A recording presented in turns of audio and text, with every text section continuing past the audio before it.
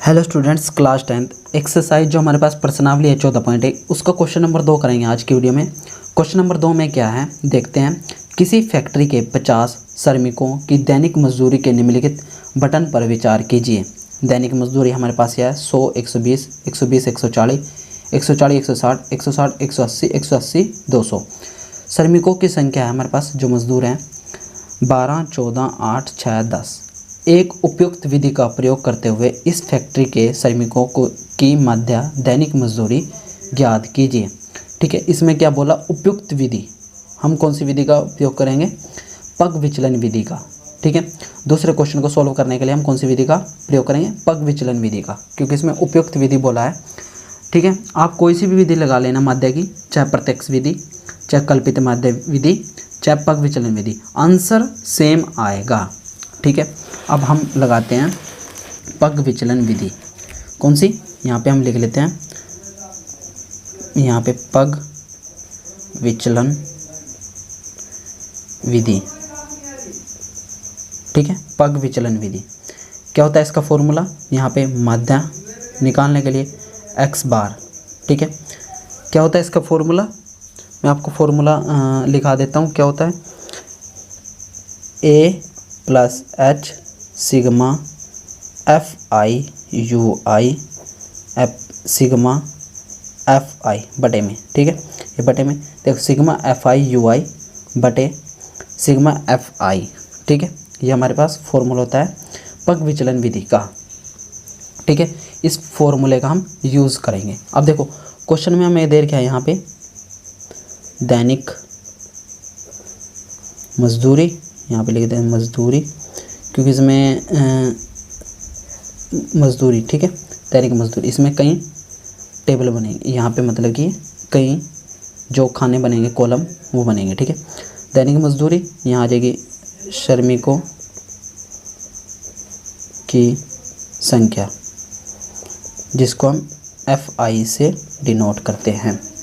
ठीक है, यहाँ पे आ जाएगा हमारा एक्स आई।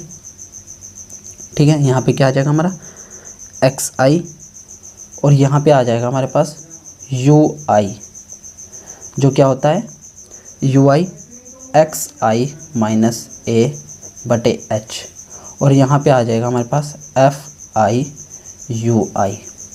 ठीक है, ये हमारे पास टेबल बनेगी। अब देखो यहाँ पे दैनिक मजदूरी कितनी है, सबसे पहले लिख लेते हैं हम 100, 120, 120, 140, 140, 160, 160, 180 और 180, 200। ये हमारे पास दैनिक मजदूरी है, जो डेली के मजदूर है। ठीक है, वो है। अब देखो श्रमिकों की संख्या क्या है हमारे पास 12, 14, 8, 6, 10। ठीक है, ये हमारे पास श्रमिकों की संख्या है। अब देखो एक्स आई क्या होता है, इन दोनों का प्लस। देखो यहाँ पे हम एक्स आई बता देता हूँ मैं आपको, 100 प्लस 120 बटे 2, ये कितना हो जाएगा 220 बटे 2, 2 एकम 2, 2 एकम 2, 0।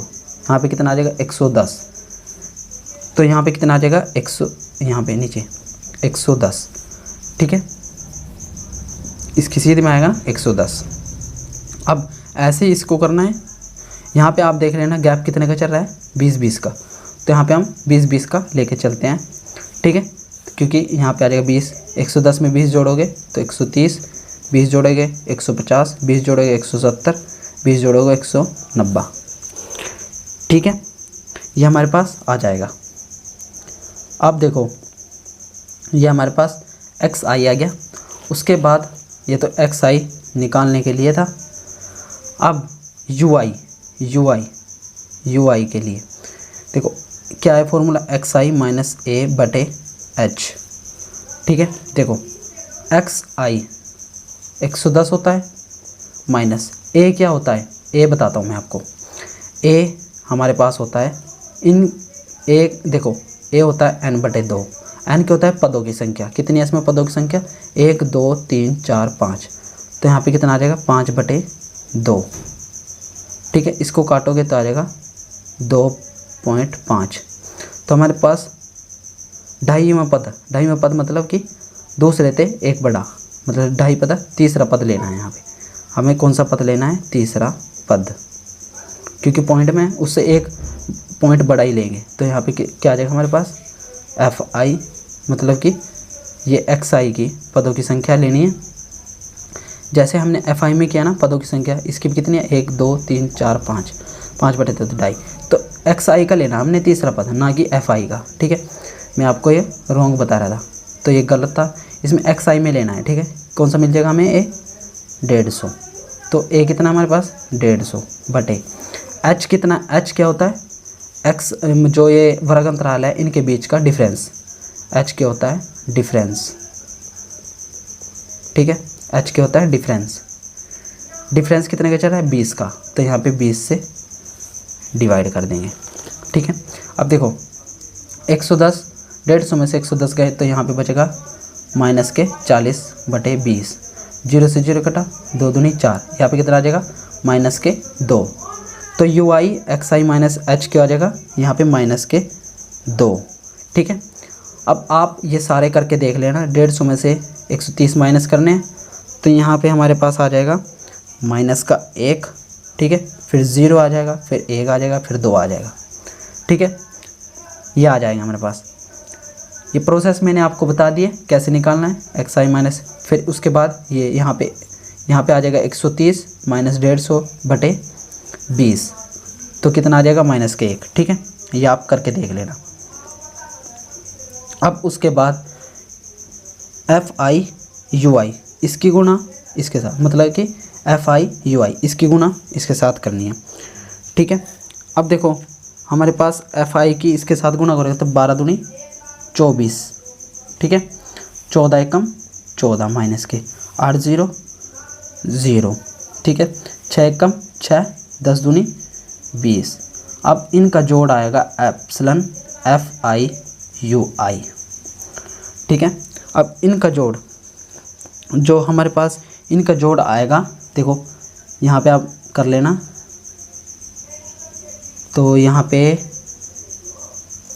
पे हमारे पास बचेगा माइनस के 12 आएगा। ठीक है, माइनस के 12, और एफ आई को प्लस करना है, तो यहाँ पे कितना आएगा? इसको एफ सिग्मा एफ आई कितना आएगा? यहाँ पे 50। ठीक है, ये आ जाएगा। अब इसको यहाँ पे फॉर्मूले में रखते हैं। कौन सा है वो? पग विचलन विधि। पग विचलन विधि। ठीक है, यहाँ पे क्या है? माध्य एक्स बार, फॉर्मूला क्या था? a plus H bracket sigma F I U I बटे सिग्मा एफ आई। ठीक है, अब यहाँ पे मान रखते हैं x बार। a कितना हमारा?